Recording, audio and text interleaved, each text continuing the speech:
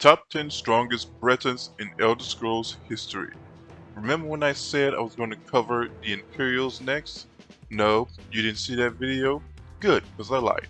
Or rather, I just forgot that the Bretons existed. Funny how that seems to happen. Anyway, here is the top 10 strongest Bretons. Enjoy.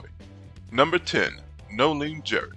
Noline Jarek is part of the Psijic Order, a powerful and ancient magical organization based on Artinium, an island located on Somerset Isle. Yet, the island exists in a separate temporal dimension. The Psijic Order is renowned for their formidable magic capabilities and profound influence in Tamriel. Sometimes, instead of using magic directly, they harness the power of nature itself, also called the Old Ways. While many mage groups have old books, the Order manages an extensive network of libraries and archives, totaling at least 863. These archives house a vast amount of magical knowledge beyond any organization in Tamriel. Through great knowledge from ancient books, nature manipulation, tonal control, and magical prowess, the Psijic Order have members who are among the most powerful in history, such as Vanus Galarin and Manamarco. They are almost all high elves, but there are a few gifted enough who are non-high elves, like Bretons. Bretons are known to be impressively talented in the school of magic, perhaps second only to the high elves, so this is not too surprising. That brings us to the mighty Noline Jarek. He is an NPC with no dialogue. His job is to herd sheep. Number 9. Lady Cena, also known as the Blood Queen. She is an ancient and powerful Nordic vampire who once ruled Greymore Keep before pledging allegiance to Rada El Sarad. As a master alchemist, she created the Chaotic Vampires, a vampiric strain that transformed affiliated vampires into blood knights, more powerful than the average vampire, basically like a proto-vampire lord. With her skills in alchemy and knowledge of vampirism, she harnessed the power of Count Vernatus of Ravenwatch's bloodline, allowing her to transform into a powerful magical abomination akin to that of a hairy reaper, giving her abilities like shadow and ice magic, even creating shadow copies of herself. So given her age and power boost, she should be comparable to that of a vampire lord, justifying her place at number 9. Number 8. Lady Belaine. Lady Belaine, also known as Betty Belaine, at least by me, she is a Breton noble and advisor to Art Cata, the ruler of Markarth. It is thought she achieved her position through very questionable ways, but who cares honestly? Why is she on this list? She is on this list because she is a vampire. In fact, not just any vampire, she is a true vampire lord, making her much more powerful than any other type of vampire, giving her a number of abilities that should be pretty much the same as we saw in Skyrim, but she is even more powerful because she does not feed off the blood of humans, but the energy of the dark heart of Larkon, basically harnessing divine power. She attacks using void manipulation, summoning, and dark energy attacks. Defeating her requires more than directly attacking, so she easily deserves this place at number 8. Number 7. The Mad Architect. The Mad Architect, formerly known as Duto, was once a renowned Breton architect, whose designs were stolen by his rival. Discredited by the Wayrest nobility, Duto's mental state deteriorated. Seeking revenge, he made a pact with a Daedra, becoming the Mad Architect, transforming into a powerful lynx. Initially targeting those who wronged him, he now seeks to capture the souls of adventurers entering his domain. He is shown to be incredibly powerful, able to cast strong explosive energy, and summon a number of entities like reanimated architects, reanimated mages, reanimated monstrosities, and zombies. He can even cast a legion of souls around himself.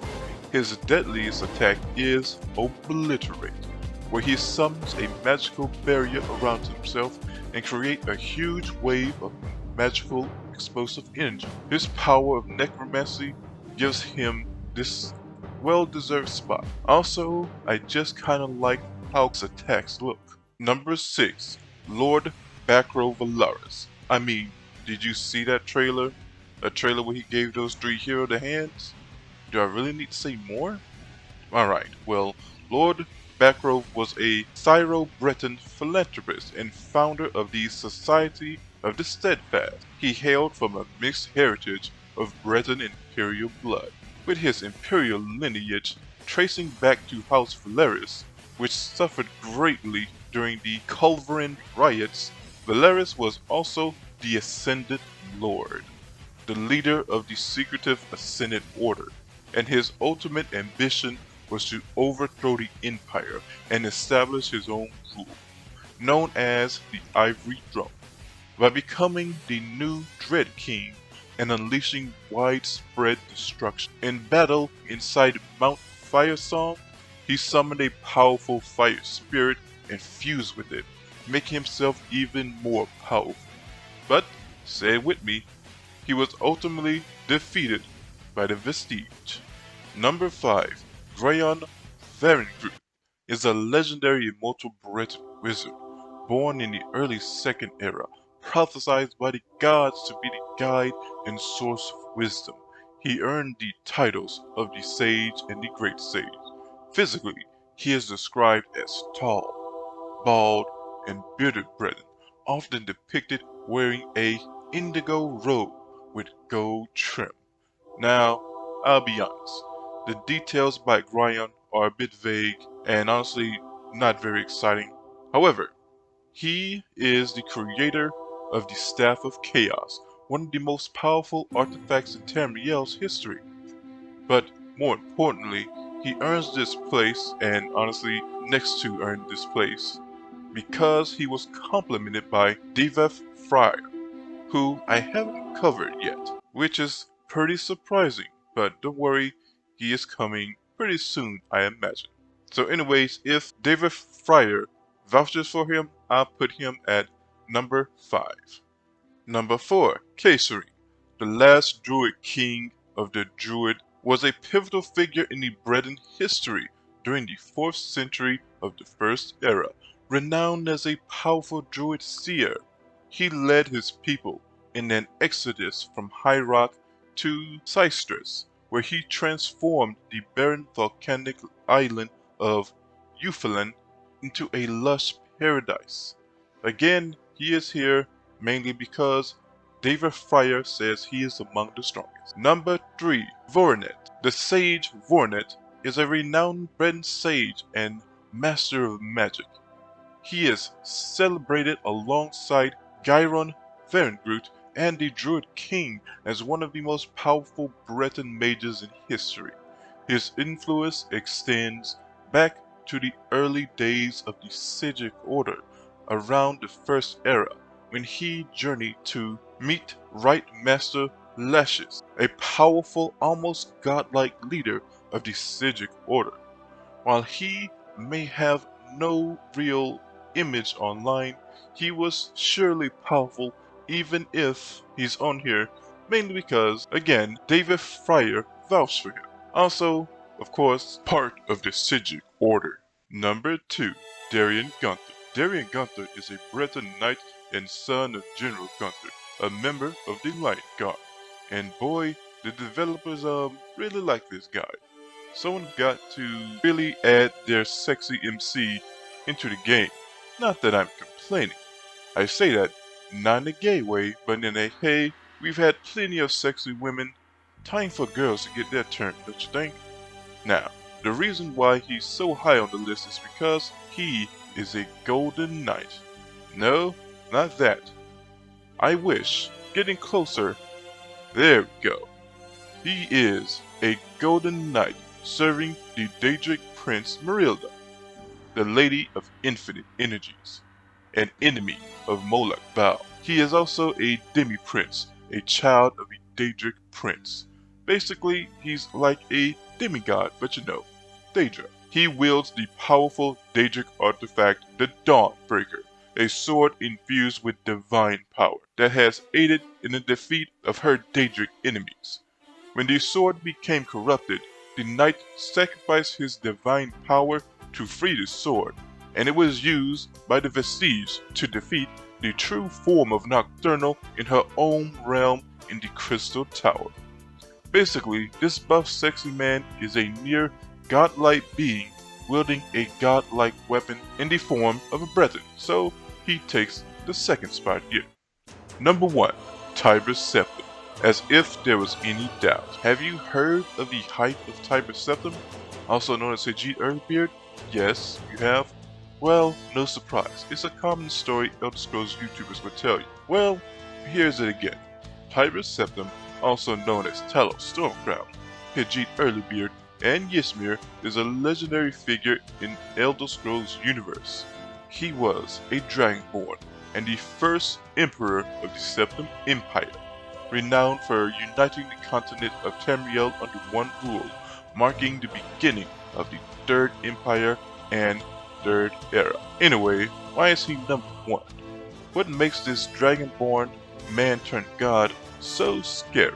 Well, let me explain. I'm just gonna leave the whole chaos with him and his Megazord or Nunduum for another time. Let's talk about his personal abilities, like the voice. Now, he was not quite on the level of, say, the Dragonborn, and maybe not on the same level as someone like Miraak. But Todd Howard himself said, sadly I can't directly link this source, RIP Game Informer, but he basically said that his voice was unmatched.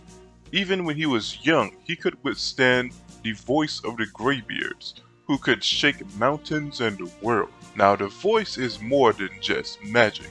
It is pretty much power beyond magic. It is the power of the dragons. Tyraus Septim himself used it to destroy the walls of a fortress. When used by others, it has destroyed villages, manipulated time, and even altered fate.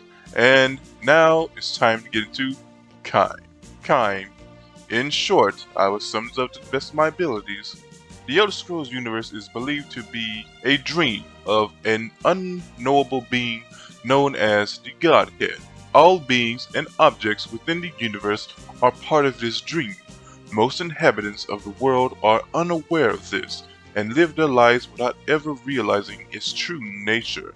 It is widely believed that Tyraus Septim achieved Kime during his lifetime. Those who achieve Kime and retain their individuality understand that they are truly part of the Godhead's dream. This basically grants them divine abilities, allowing them to bend reality to their will. They can manipulate laws of the universe, alter history, and reshape all things on a godlike level. Well, technically, beyond gods. But speaking of gods, Tyraus Septim became a god known as Talos by mantling the deity Larkon. He created Mundus by fooling the gods. For his actions he was killed, because creating Mundus drained the power of these gods. Now this basically left a seat in the cosmology to be filled. Among other things, this is what led to the ascension and divinity of Tyraus Septim. Also, he might have been, but we'll cross that bridge when we get there. Anyway, it's nice to cover a race where I could honestly have made a top 15. Sorry Hiking Emmerich, I tried to add a little bit more personality in this one. So tell me what you think in the comments. I can turn it down a little bit in the next. Next time will now be the Imperials. Please remember to like, sub, and hit the bell. Later.